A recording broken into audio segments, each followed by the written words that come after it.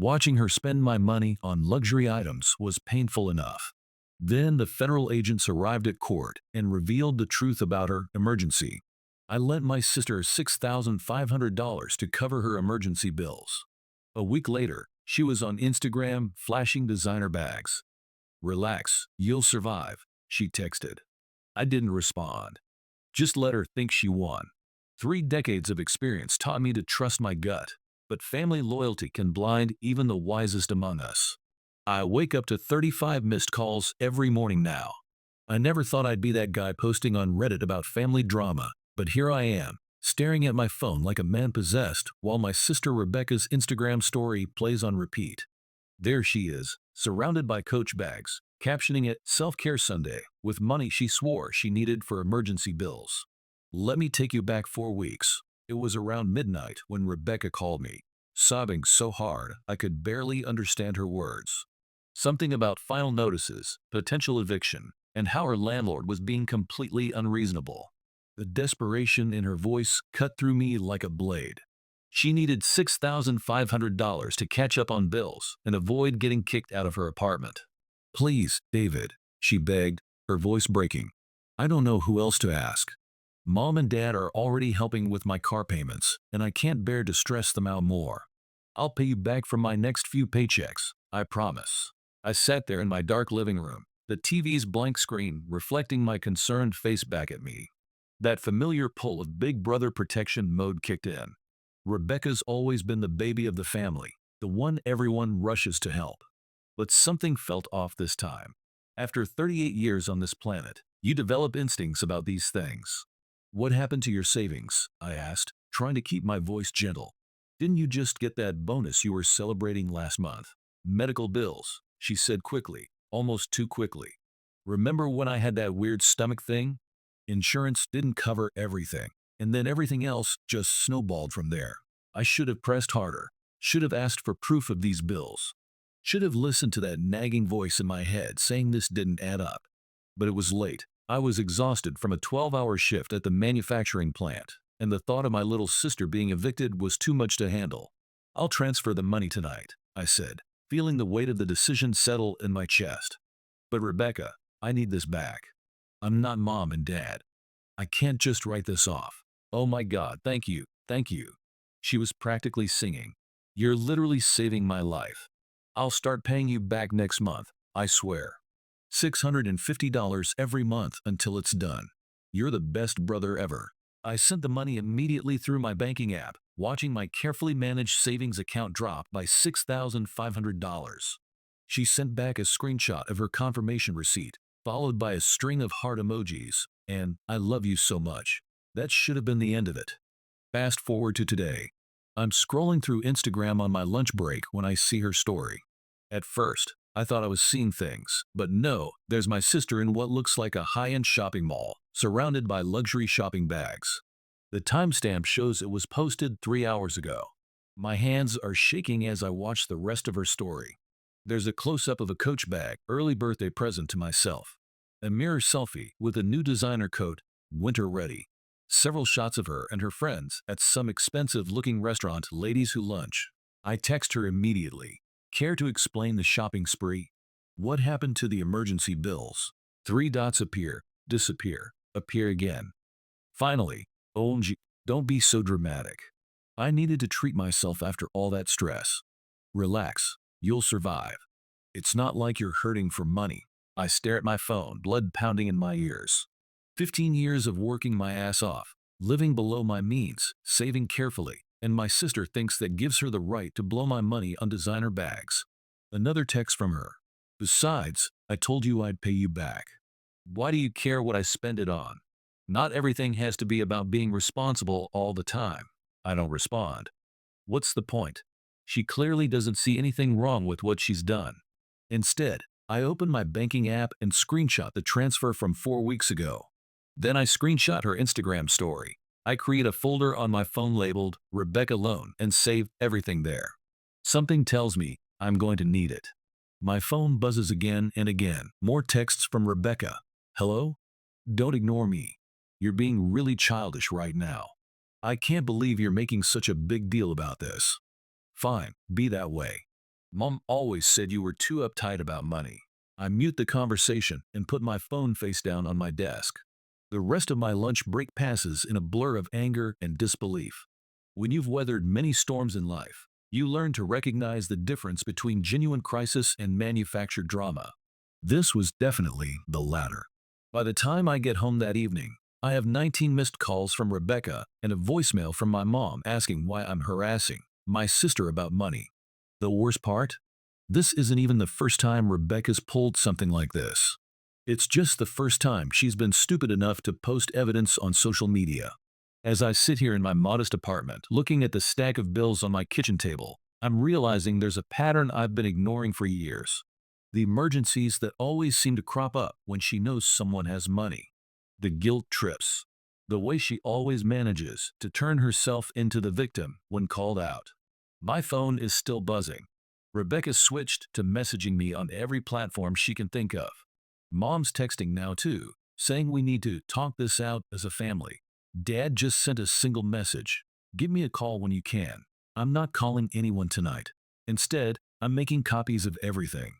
The transfer, the texts, the Instagram posts. I've seen enough Reddit posts to know where this might be headed. Small claims court isn't my first choice, but I'm done being the reliable brother who can be guilted into financial submission. Just got another Instagram notification. Rebecca's posted again. This time it's a throwback photo of us as kids with some sappy caption about always being there for each other. The manipulation is so obvious it would be funny if it wasn't so infuriating. I think I need some advice. Am I overreacting? Should I just write this off as an expensive lesson about lending money to family? Or should I pursue this legally and risk blowing up my entire family dynamic? Because right now, all I can think about is how many more emergencies are in Rebecca's future and how many more family members she's going to try to guilt into funding them. But first, let me tell you what happened next, because this story gets so much worse. Thank you all for the overwhelming support on my last post. I wasn't expecting it to blow up like that. A lot has happened in the past week, and none of it is good.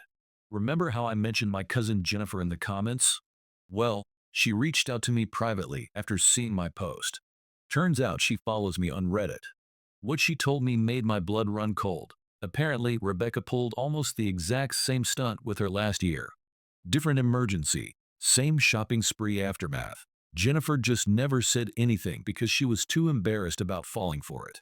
But that's not even the worst part. The day after my post, Rebecca showed up at my workplace. Just walked right into the manufacturing plant during lunch hour, making a scene in the lobby. We need to talk about what you're doing to this family, she announced, loud enough for everyone to hear. I had to step outside with her to avoid making an even bigger spectacle. What I'm doing to the family, I asked her, trying to keep my voice calm. You stole $6,500 from me. I didn't steal anything, she was almost shouting now. You gave it to me, and now you're trying to turn everyone against me because you're jealous that I'm actually enjoying my life instead of being a boring hermit like you. That's when she dropped the bomb. Mom had offered to help her out with the money she owed me. Apparently, our parents are taking out a loan against their house to cover it. The same house they're still paying off. The same house they're supposed to be retiring in. I told Rebecca absolutely not. This wasn't about the money anymore. This was about her taking responsibility for once in her life. She stormed off, but not before telling me I was dead to her. Real mature. Later that night, our brother Michael called. He's usually the neutral party in family disputes, but even he sounded exhausted. Mom's a mess, he said. She's convinced you're trying to ruin Rebecca's life over a little misunderstanding. Dad's not talking to anyone, and Rebecca. Well, she's Rebecca. I asked him if he knew about Jennifer. He went quiet for a moment. That's not all, he finally said. Remember Uncle Christopher? The one who helped Rebecca with her car down payment last summer. Yeah, there was no car payment. She sold the car 2 months later and kept the money. The next day, Mom organized a family dinner to sort things out. I didn't want to go, but Michael convinced me it would be worse if I didn't show up. He was wrong. The dinner started tense and went downhill from there. Dad sat at one end of the table, staring at his plate. Mom kept trying to play peacemaker while simultaneously guilting me about holding grudges. Rebecca spent the first 20 minutes on her phone, ignoring everyone. Then she started in on childhood grievances. You were always mom and dad's favorite, she said, putting her phone down. Everything was always so easy for you. Perfect grades, perfect job, perfect life. Do you know how hard it is being your sister? Nothing I do is ever good enough. I couldn't believe what I was hearing. This isn't about childhood favorites, Rebecca. This is about you lying to get money from me and then spending it on designer bags. See, she turned to mom, tears starting. He's always looked down on me like this. Always judging how I spend my money. My money, I corrected her. You spent my money. Oh please, like you can't afford it. You're just mad because for once I'm not living by your rules. That's when Dad finally spoke up. Rebecca, enough. His voice was quiet but firm. What you did was wrong. Period. The look of betrayal on Rebecca's face would have been comical if it wasn't so sad. She turned to Mom, expecting backup, but even Mom was looking uncomfortable now. I can't believe this, Rebecca said, standing up. You're all against me. Fine, fine. I don't need any of you. She grabbed her bag of Coach, naturally, and stormed out. Mom started to get up to follow her, but Dad stopped her with a hand on her arm. Let her go, he said. This has gone on long enough. The rest of dinner was silent and awkward. As I was leaving, Dad pulled me aside. I'm filing the small claims court paperwork tomorrow, he said quietly. I know you've been thinking about it. I'll be your witness. I started to protest, but he cut me off. Son, sometimes loving someone means letting them face consequences. Your mother won't like it, but she'll understand eventually. That was 3 days ago. This morning, I got bombarded with screenshots of every embarrassing photo, text message, and social media post Rebecca could find from the past decade. She's threatening to expose me if I don't drop the whole thing. The messages range from mildly embarrassing high school stuff to completely fabricated stories about things I supposedly did. Michael says she sent similar threats to Dad. Jennifer's gotten them too, just for talking to me. Even our youngest cousin got a message asking for dirt on me. I'm not backing down. The small claims paperwork is filed, and I have a folder full of evidence that would make any judge's job pretty straightforward. But I have to admit, watching my family tear itself apart over this is harder than I expected. The weirdest part. In between the threats and tantrums, Rebecca keeps posting these sugary sweet throwback photos on Instagram. Family is everything, she captions them, like she's not simultaneously trying to destroy everyone who won't enable her anymore. I guess my question now is, how do you handle someone who sees themselves as the victim even while they're actively victimizing others? Because at this point, I'm not sure if winning in court will fix anything at all. But wait, because what happened next will blow your mind. I genuinely thought this situation couldn't get more absurd. Then I woke up to a voice note from Rebecca this morning that had me questioning reality. Hey, so I've been thinking, she started, sounding unusually chipper. I know you're upset about the money thing, but I actually have a really amazing opportunity for you. I have over 55,000 followers now, and my engagement rate is literally insane. I could promote your work to my audience. That's like way more valuable than $6,500 if you think about it. We could just call it even. I played it 3 times to make sure I wasn't hallucinating. Then I did something I probably shouldn't have. I actually looked into her Instagram analytics. Turns out my cousin Michael works in social media and has access to tools that can analyze accounts. What we found was interesting. Of Rebecca's 55,000 followers, about 45,000 were bot. The engagement? Mostly bot accounts and comment pods. Her real audience is maybe 2,500 people tops, and most of them are other wannabe influencers doing follow for follow. But here's where it gets better. While Michael was looking into this, he discovered something else. Rebecca has been running what she calls a consulting business, charging aspiring influencers hundreds of dollars for social media growth strategies. Her entire business model is basically selling the same fake follower packages she used on her own account, marked up by 300%. I didn't respond to her voice note. Instead, I forwarded it to Dad, who's been collecting evidence for the small claims case. He called me immediately. Your brother Christopher found something else, he said, sounding exhausted. Remember that investment opportunity Rebecca was pushing at Christmas? The one where she was promising everyone 30% returns. I remembered. She'd tried to get me to invest $12,000 in some exclusive marketing collective. I declined. Apparently, Others hadn't been so lucky. We spent the next hour on a three-way call with Christopher, piecing together a pattern that made my stomach turn. The designer bags weren't just about shopping addiction. They were props. Props for an image she was selling to scam people out of money.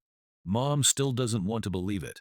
She showed up at my place yesterday, tears in her eyes, holding a photo album from when we were kids. "Look at her here," she said, pointing to a picture of 6-year-old Rebecca in a princess costume. She was such a sweet girl. Where did we go wrong? I didn't have the heart to tell her that the sweet girl had just DM'd me threatening to tell everyone about my secret gambling addiction, which doesn't exist, if I didn't drop the court case. Speaking of the court case, we had our first hearing date set. Rebecca's response was to post a 10-minute Instagram story about toxic family members and financial abuse. She even threw in some vague hints about childhood trauma she's not ready to talk about yet. Then came the emails. Pages and pages of business proposals, each more delusional than the last. She'd promote my brand. She'd make me an Instagram success story. She'd feature me in her upcoming masterclass on abundance mindset. Only $1,200 for early birds. Michael tried to intervene again. He set up a meeting at a coffee shop, thinking neutral territory might help. Rebecca showed up 2 hours late, carrying a new Chanel bag. "This? Oh, it's just borrowed from a brand partnership I'm doing," she said when she caught me looking at it. The price tag was still partially visible under the strap. She spent the entire meeting pitching her latest scheme, a luxury lifestyle coaching program she wants to launch. All she needs is a small investment of $18,000. The $6,500 she owes me would be deducted from my guaranteed returns. "Think bigger than $6,500, she kept saying. "This is about building generational wealth. Don't you want to be part of something revolutionary?" Michael finally snapped. "The only thing revolutionary here is your ability to believe your own lies." She left in tears, but not before telling us we were just jealous of her entrepreneurial spirit. This morning, I got an email from her with a PDF attached. It's a contract offering to settle her debt by making me her business partner. The document is clearly copied from some template she found online. There are still placeholder marks where she forgot to fill in the details. The kicker, she said her legal team on the email. The address? legalegal123@gmail.com. I forwarded everything to my actual lawyer. Yes, I finally got one. His response was a single laughing emoji, followed by, "Don't worry, we've got this." Dad called again tonight. Apparently, Rebecca's now claiming she's going to represent herself in court because the legal system is rigged against entrepreneurs. She's been watching YouTube videos about sovereign citizens and keeps talking about maritime law. Part of me wants to laugh. The other part remembers that this is my sister. Someone I used to share secrets with. Someone I once carried on my shoulders so she could see fireworks better at county fairs. But then I see new comments appearing under my old Instagram posts. "This user is known for financial fraud. Stay away." "Known scammer." All from newly created accounts with 0 followers. The court date is next week.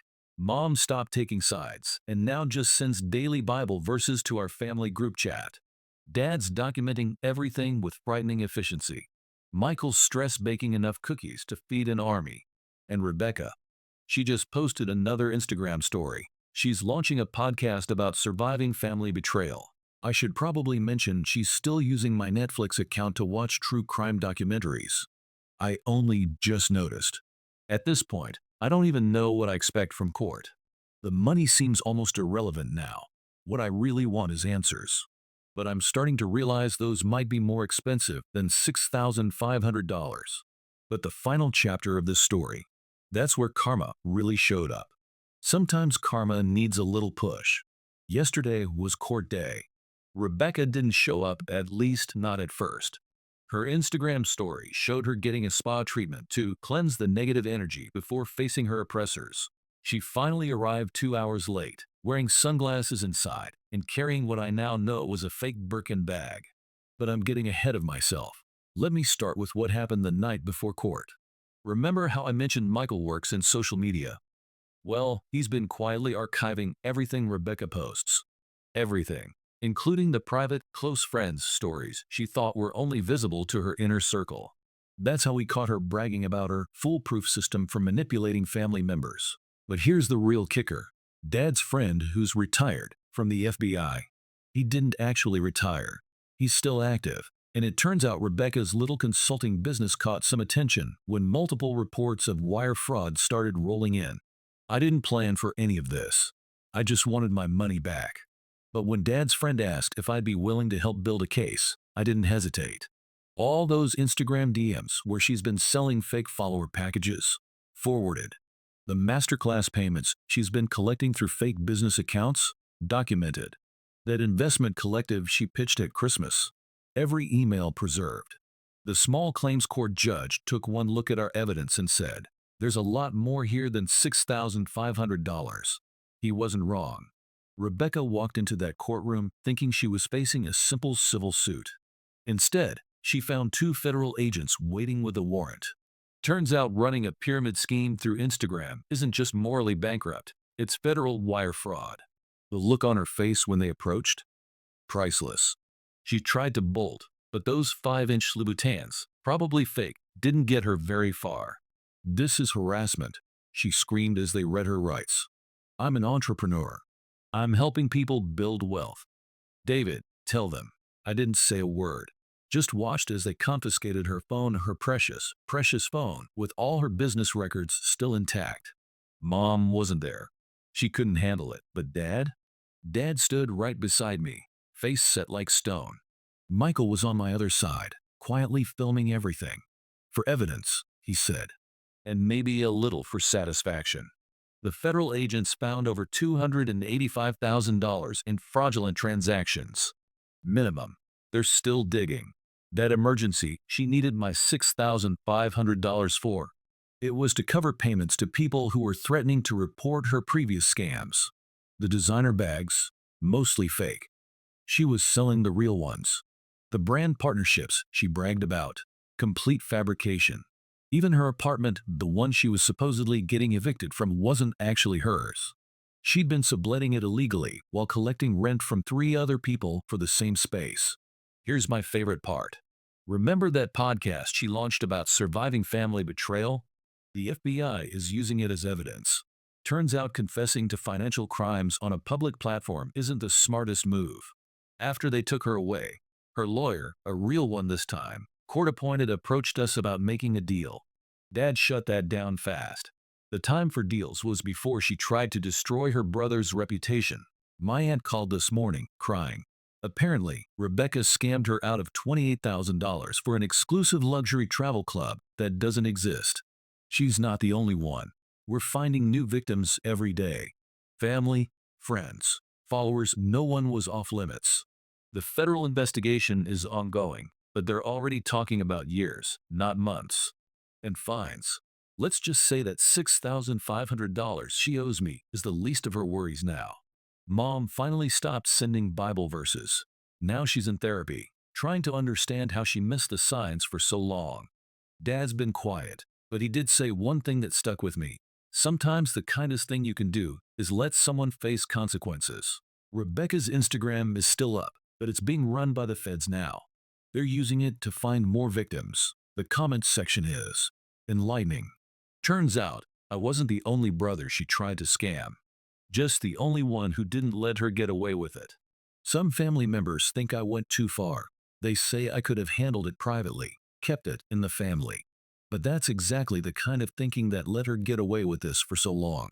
The same day they arrested her, I got a notification that she'd tried to log into my Netflix account. Even in handcuffs, she was still trying to take whatever she could get. Yesterday, I changed all my passwords, froze my credit, and blocked her on every platform I could think of. Then I took myself out to dinner with the money I would have spent on her birthday gift next month. The restaurant had a sign on the wall, "No refunds for bad decisions." I took a picture and sent it to our family group chat. Dad replied with a thumbs up. Mom left the chat. Michael asked if I feel bad about how things turned out. I don't. With the wisdom that only comes from living through something like this, I've learned that some people only understand consequences when they're bigger than their excuses. As for the $6,500, I'm donating it to a nonprofit that educates people about social media scams. Seems fitting. Rebecca's court date is set for next month. I'll be there, front row. Not because I need to see her face consequences, but because I want her to see mine when she realizes that her biggest mistake wasn't scamming me. It was thinking I wouldn't fight back.